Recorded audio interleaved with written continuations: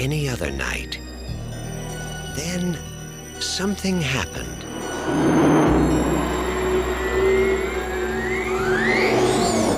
You see that? Something different. It's no shooting star. Why here? Why now? Why clowns? Welcome to the podcast that wouldn't die. I'm your host, Kevin. With me, as always, is Aaron. How do? This week, we'll discuss the horror science fiction classic, Killer Klowns from Outer Space, starring John Vernon. I guess that's about as good as it gets. And then Titus was in it, but I couldn't figure out where Chris he was. Chris Titus. Yep, the comedian. And Suzanne Snyder, who you might remember from Weird Science, perhaps. She was the blonde. Yeah. Oh, good call. Good call. Yeah, that's about it. That's the peaks of the mountain for this one. So yeah, there you have it. John Verner. I have Dean Wormer written down. Dean Wormer from Animal House. Thank you. He's the biggest star. He is by far the biggest star. I mean, he's like above the title name kind of star compared to the rest of these jackasses. Mm-hmm. Why don't you give us the 30-second synopsis of Killer Klowns from Outer Space? Oh, I can do it in less than 30 seconds. Please. Alien clowns come to Earth. Battle teenagers lose. The end. Are they even teenagers? They're 40-year-old. At least 40, right? Continuation school, adult school dropouts. No question. They're going back for their advanced degrees, if anything. You know what I'm saying? No. By the conversation, there's no advanced degrees or GEDs as far as I can see. High school equivalent? Not even. Junior even. high equivalency exam. Now, when had you first heard of Killer Klowns from Outer Space? Probably just a couple of years after it came out, during one of my many Blockbuster or warehouse video freakouts for the weekend, where I'd literally watch 3 movies in a row with a friend and just drink King Cobra. You were not drinking King Cobra. And are you serious? Malt liquor? Malt liquor, man. Get bitten by the cobra. and the tall boys. Don't mess around, man. Is there any other way? Even after 2 tall boy King Cobras, this was still boring as F. I never saw this in the theater, obviously. Yeah, nor I.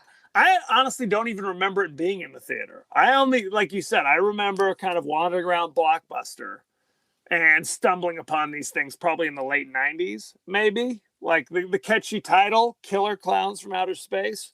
And I know people who think that, like, swear by this movie. They're like, oh, it's a cult classic. It's hilarious. It could be if you edit out about an hour of it.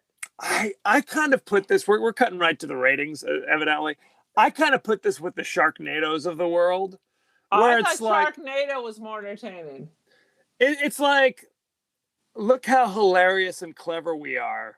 But we ain't that clever, and we definitely ain't that hilarious. It's just a series of sight gags and slapsticks strung together with no story. It is an audition tape for them for their future work, because it's these brothers who do all these special effects. They've done some real stuff. I mean, it's this high production value. Right. This clearly costs some money to put together, but it's too long and it's not that interesting enough. Well, you know, it's just side gag. It's a gag. Right. And a lot of the gags don't even make any freaking sense. I mean, it's kind of ridiculous. I mean, I'll say this. The main actors seem to be playing it pretty straight. Okay? But then you have like these 2, the ice cream delivery guys. Which you could have lost those dudes. Yeah. Have them drive off a cliff in the opening credits and you're good to go. They're lousy. Lousy. Absolutely lousy. Not needed. I mean, it really feels like you got a bunch of your buddies and we're going to show off some of the shit we can do, and everybody's got a job this week. Well, there's nothing worse than the comic relief when they aren't funny. Yeah. You know what I mean? And especially considering this is ostensibly kind of a comedy anyway. Oh, yeah. Like, why do you need a comic relief There's no comic relief within a comedy. It's that makes a no sense. comedy without any humor. That's what it is. Yes, that is basically what it And comes I'm into. in it because I remember it's been a long time since you forced me to watch this. Yeah. And I was like, oh, this is pretty good. But then it just kept going and going and going. I mean, it just went on too long. They could have tightened this up and it could have been a good film. Well, I mean, let me edit it. We need to get a bootleg copy. We need to re-edit, cut out the knuckleheads. I mean, some sharp, razor sharp editing would fix this. Let's jump. Well, I think you're giving it a lot of credit. Frankly. Let's jump into the highlights here because, oh God, most of my highlights are like they're kind of funny things that I notice. Nothing to do with special effects, plot, or acting. that thins it down a bit. So what does it deal with if not those things? It starts off with some fake Devo intro music, and it does, yes. And then the end music is by the Dickies. So I bet they knew somebody in the Dickies, like, dudes, do our outro music, rock and roll, yay! And it wasn't a very good song even then, but I was like, the Dickies, all right. Yep. Good times. Just funny things. One thing that I actually thought that was kind of funny in the actual movie was when the clowns made the balloon dog, and that's what they were using to track down as the bloodhound. Yeah, as the bloodhound. I thought that was clever. I thought that was funny. Let me jump in here. Look, we watch a lot of questionable choices, no question. But don't bore me, man. That's the cardinal rule. Don't bore me. This ain't Shakespeare, and it's not aspiring to be Shakespeare. But I kept asking myself, why are the aliens like clowns? And what was the answer? No one knows. No one knows. Well, no, there's a half-assed kind of theory put forth by the guy Mike, who I swear to God was just basically channeling Jack Tripper. I don't know if it was his hair or, sweaters, whatever it was. Come on, knock on my door. It was totally come and knock on my door. He kind of theorizes that the clowns have been coming back to our planet for centuries, and our conception of what a clown is supposed to be actually came from them originally. That's the theory that's offered forth. I have two words. I have two words for that. P-U.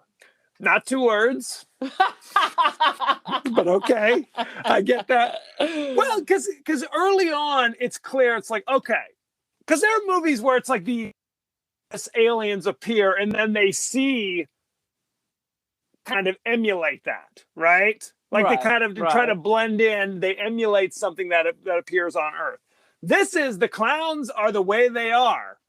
So there's a lot of like turning people into cotton candy, I guess, and they're shooting people with like a popcorn gun. It's like what the? So I got some feminist theories. Well, not all, but the cotton candy gun. That's when they plug them into the Matrix, right? It looks like that. Cotton candy looks like the sacks that Keanu was in when he was part of the Matrix. And then clearly the ray gun that shoots the popcorn is a penis, and that is oh Jesus, sperm. Here it comes. Because every little droplet of popcorn, sperm, became another kind of weird spermazoidal clown. Right. Well, the clown shoots at them with the popcorn, and the popcorn kind of follows them in the hall and kind of gets stuck to their clothes. They took handfuls of popcorn. It's like we say to about the teenagers. They're scattering their seeds to the four winds. Clearly. Because you're right. Later, she's like taking a shower, and you see like she puts her like popcorn sweater in the hamper, and then it's like moving around, and weird little worms with clown heads are coming out and biting at her. So I found those 1,000 times more creepy than any of the human clowns. I agree. There is something inherently creepy about clowns, but not in this movie. Yeah. Not in this movie. They're ridiculous. But I always had this thing about like super long necks or like the long spine kind of snake-like thing. So that hit on some creepy stuff for me there. I liked how after the big top spaceship that crashes in the forest, there's a weird old prospector that Oh, lives. our friend from Motel, was that Rory Calhoun? That was not Rory Calhoun. His name is. I thought Yeah. it was Rory Calhoun from Motel Hell. The actor's name is Royal Dano, and I remember he was in House 2, not to be confused with the original House with William Catt. This was the less heralded sequel. He was kind of an old-timey cowboy actor from like the 40s and 50s or whatever. But it's like literally he's in a shotgun shack, right, with his old hound dog, Basset Hound, and he pulls out a lantern. No, that was a bloodhound. A lantern. Oh, Yeah. sorry, my bad. You're bad. And what in tarnation? It's like, where the hell are they? Right, look. And the best part is this was filmed in Santa Cruz. Yes. I was like, and they all have the thickest, trashiest, like kind of Long Island accent. So they literally imported everyone to Santa Cruz, and oh my God, it was so weird.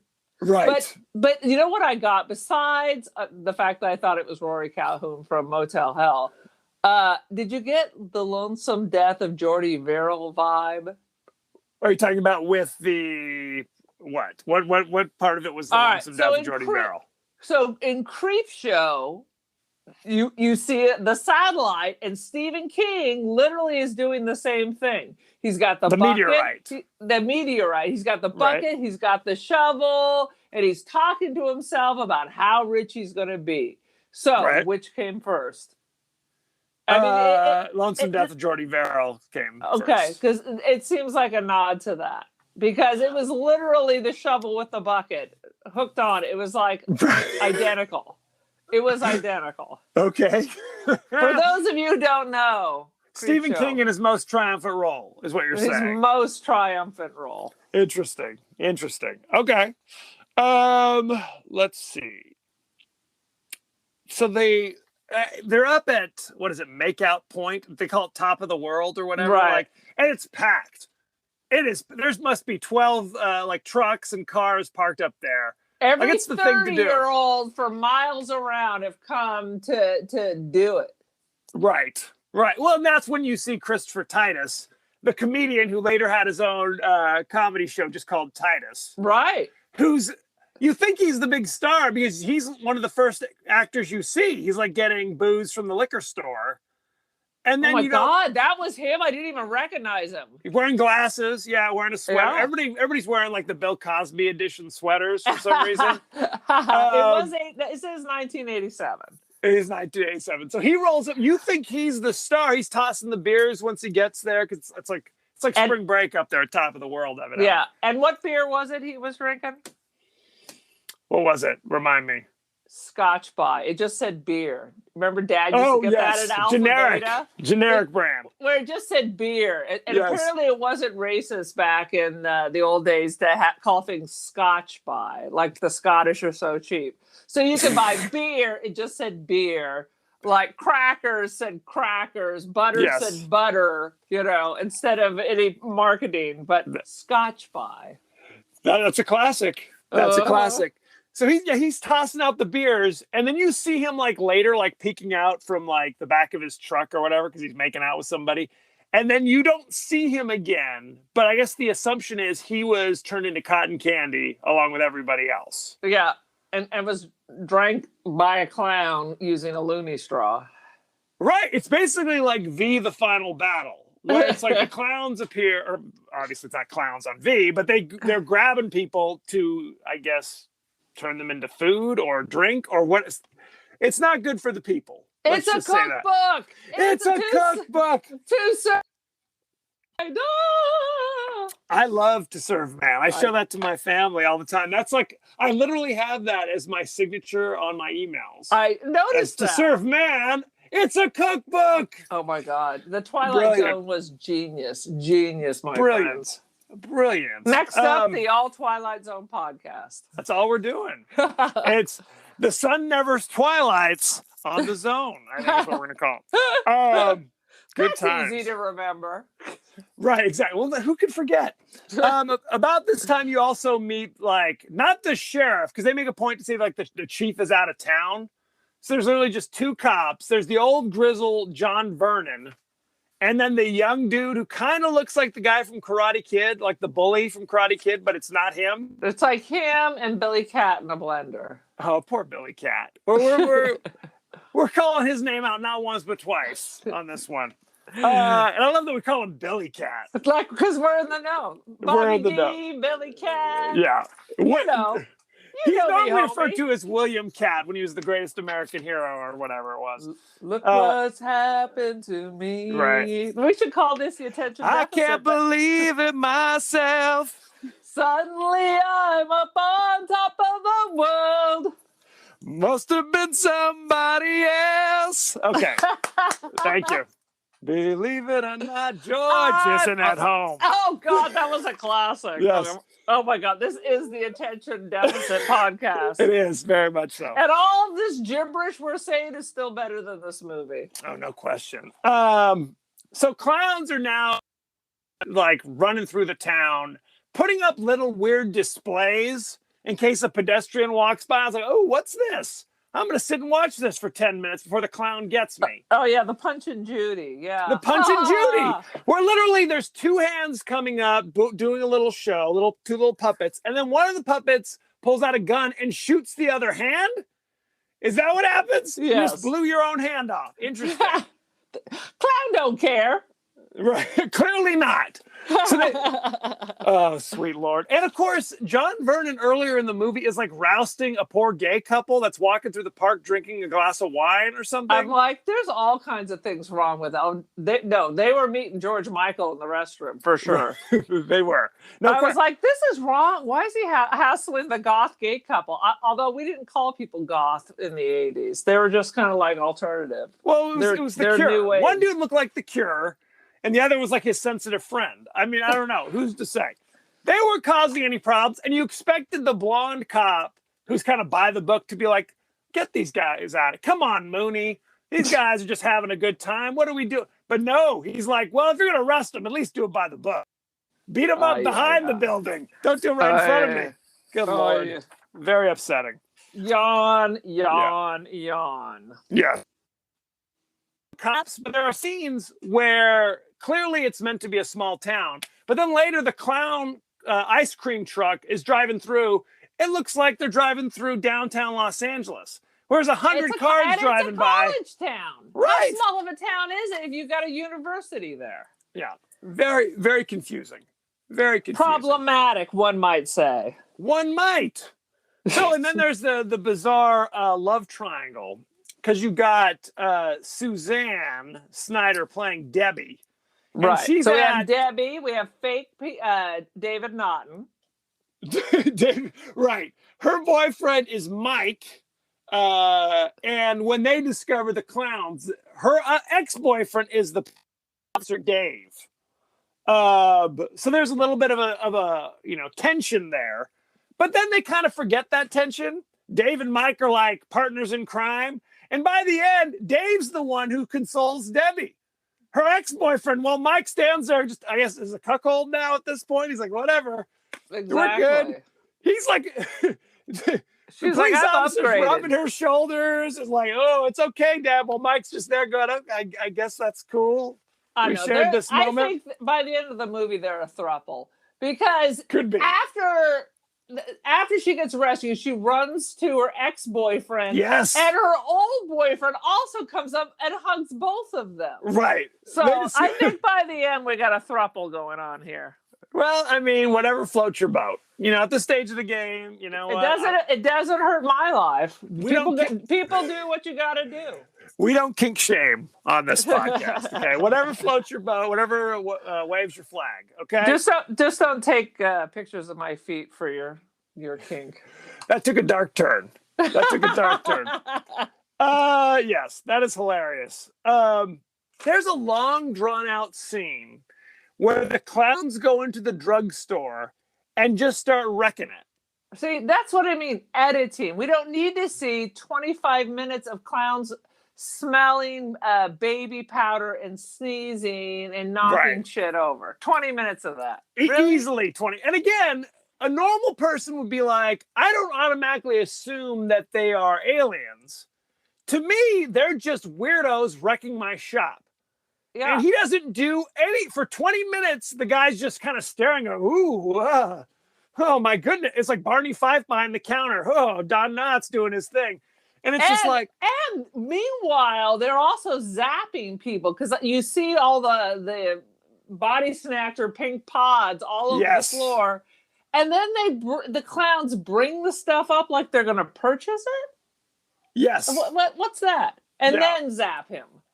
It's all hilarious. I'd be out. I'd be out. No, if only it was hilarious. If only it was hilarious. Clip. Well, at some point, everybody's calling the cops for help.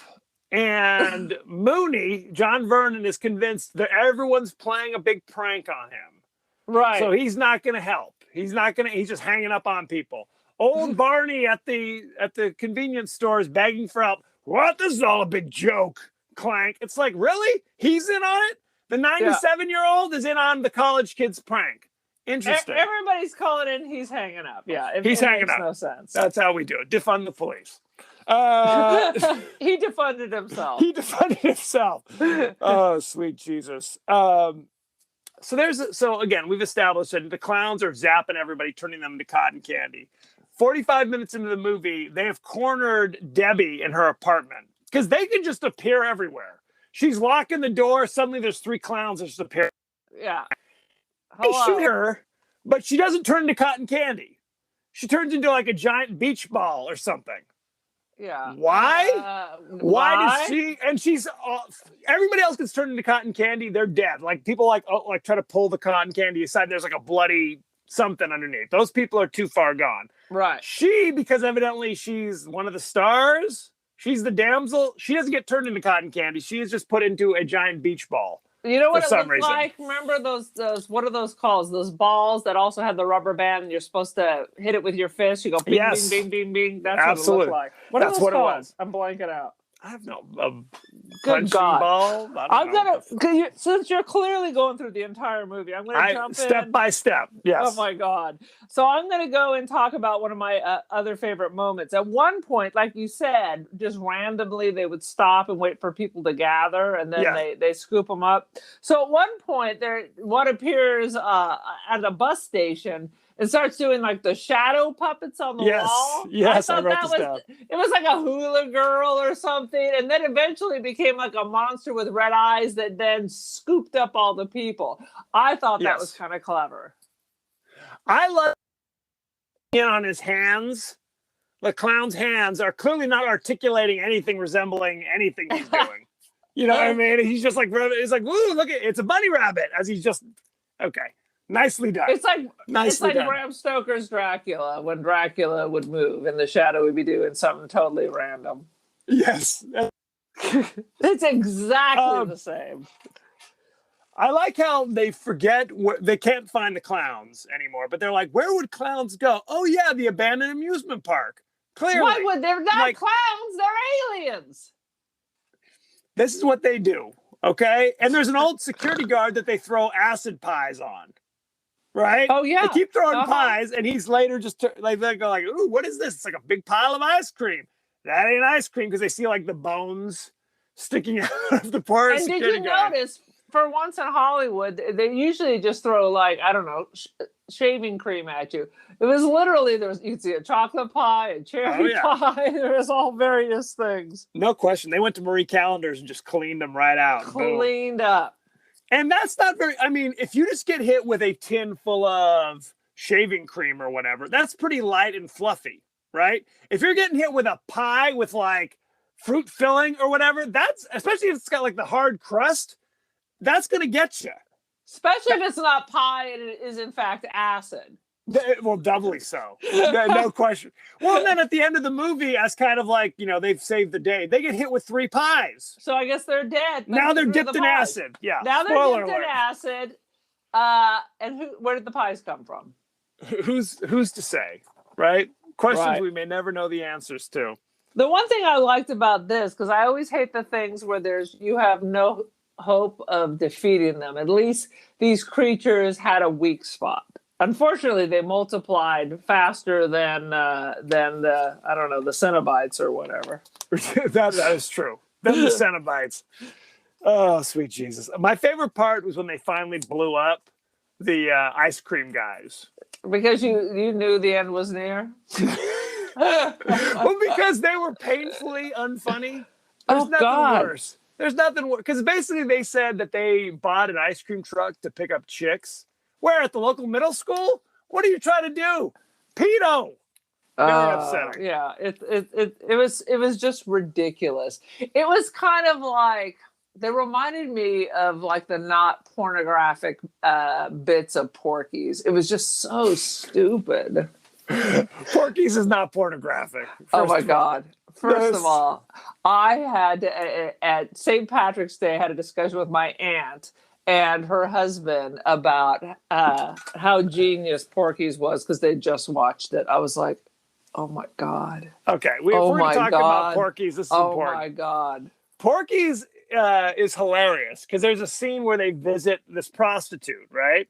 Like this older red-haired woman. Right. I looked up that woman went on to star as Webster's mother on the sitcom Webster, as the mother.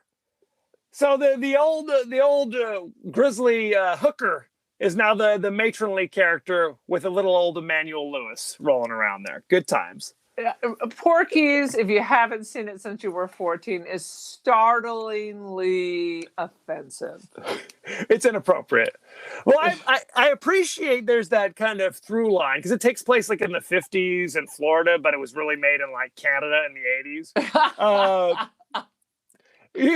But there's like a whole subplot of like anti-Semitism where like the new kid moves to school and the one hillbilly is like messing with him, and finally the little Jewish kid stands up for himself, kind of thing. So it's important that they deal with the important issues in Porky's. Yeah. It was like Varsity Blues. It was very much like it was the exact same thing. I don't want your life. James Vanderbeek. Moving on. I mean, what I was saying before I went off on a Porky's vent is that if you hit the clowns in their nose, that's how you kill them. That's the only way to kill them. I mean, the guy's shooting them in the chest, that doesn't do anything. But if you happen to shoot their little crazy red nose off, that causes them to spin into kind of a disco fury, and that kills them, I guess. I don't know. And once you realize that it's the nose, you still continue to shoot it in the chest. Right. It's hard to hit that. Good Lord. I'm all out of highlights. Do you have any other highlights you'd like to share? I saw a couple of things like, hot dog on a stick. At the end, there was a sign that said hot dog shtick. Well, earlier the ice cream guy's slogan was "Lick my stick." Right. Hilarious. Well, there used to be that candy that I loved called Lick-a-Stick, so that kind of made me chuckle. I'm like, it never occurred to me that would be naughty while I was at baseball after the game going to get a Lick-a-Stick. You know what I'm talking about? Inappropriate. The candy stick that you suck on, and with your saliva, you should then stir it into the Kool-Aid mixture and suck that off. We were talking about this, how just sugar was considered a treat. Like you'd have pixie sticks, which is just a straw filled with colored sugar. Yeah, that was it. We're not even trying anymore. That into their sodas because it wasn't enough. Oh my God! I saw some tweakers the other day ride by me while I was at a stoplight with a bag full of pixie sticks. Well, you'd hope that's what it was a bag of. They're tweakers. Good times. What else did I saw? Oh, I wrote down a line. I'll tell you what the facts are, mister. You gotta look. I mean, again, John Vernon was like a respected actor. In the 80s, he's just like, where do I sign? I got to pay my bills too. Basically, it's a sad situation. Poor John Vernon. And then I think the ice cream dude said, I wrote down, give you the stick, girl, or give you the stick, give it a lick. Disgusting. I think that's what you said. All right. Literally, That is all I have to say. Okay, well let's take a look at the behind the scenes. All I know is there's a whole bunch of brothers, and they went on before and after this to did stuff I actually liked. Okay, really? I think this is like an odd. Okay, brother. Elf, you're gonna talk some crap about Elf? Well, neither here nor there, but I'm not a huge fan of Elf. Boom. But they didn't write it or direct it. They did like some. They did some like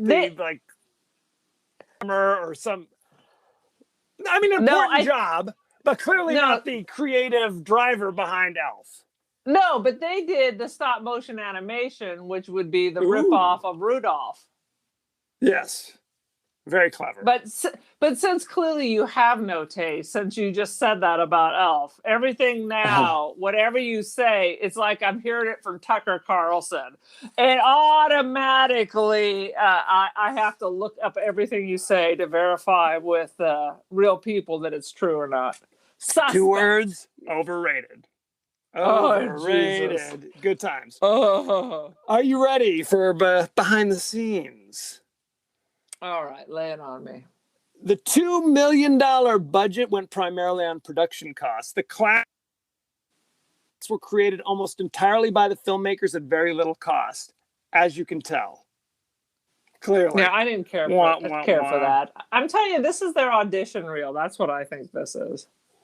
Go ahead. A car is thrown over a cliff was initially intended to be far more spectacular. The car was supposed to fly over the cliff and crash down to the ground. Fortunately, a rope snapped because the effects crew members neglected to remove the stoppers from under. The results would have seen in the final film, where it's the car slowly tumbles over the edge and becomes caught in a tree. So there you go. Not quite as spectacular. Good though not good. Well, because they didn't have a bunch of extra cars. That tree's probably still in the bushes somewhere. Very sad. Next time you're in Watsonville, take a look. Take a look. In theaters, the film has since become a cult classic and made revenues in action figures, DVDs, and T-shirts. There you go. Mm-hmm. Good times. Let's see. There are interesting similarities between this movie and The Blob, the original Blob. What? Yes. What'd you say, bro? Both have the first victim is an old geezer living in a cabin who has a dog. Oh, Lord. Yes. Both movies have a decent cop named Dave who does not believe the young people, and a crabby older cop who seems to have a grudge against young citizens. Oh, my God. How many movies are like that? 10,000? Yeah, it's pretty standard. Well, and you know, the star of the original 1958 Blob was Steve McQueen. Oh, is he in this? He might as well have been. Very sad. The first day of recording the music score for Killer Klowns took place on Halloween, October 31st, 1987.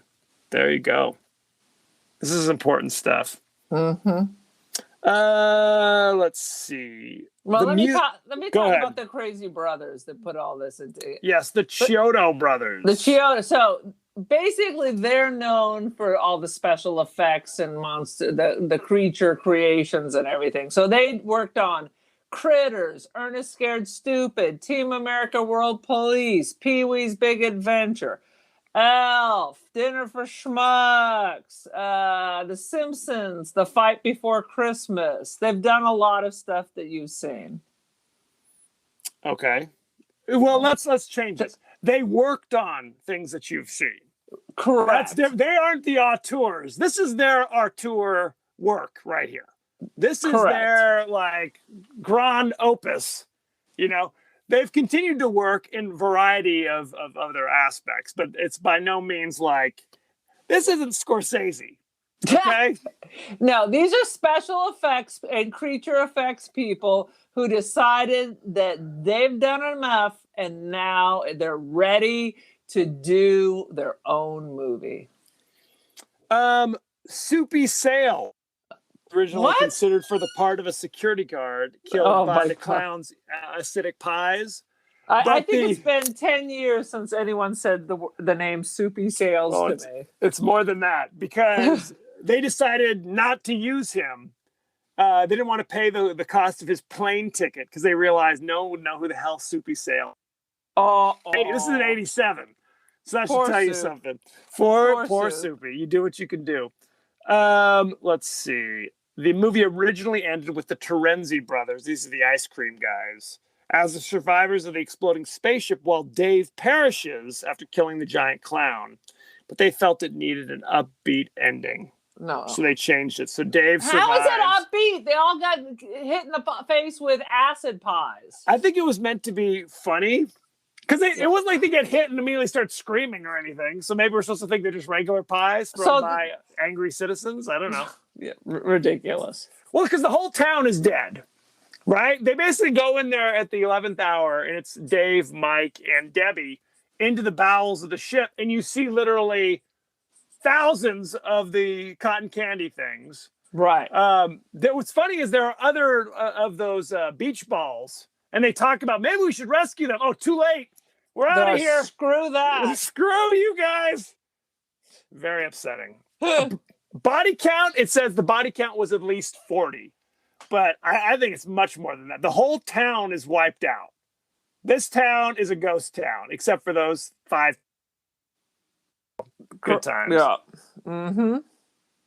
Good times. There is a scene of foreshadowing where Mooney says to Dave, go ahead, Dave, make a dummy out of yourself, but you're not going to make a dummy out of me. And how does Mooney die?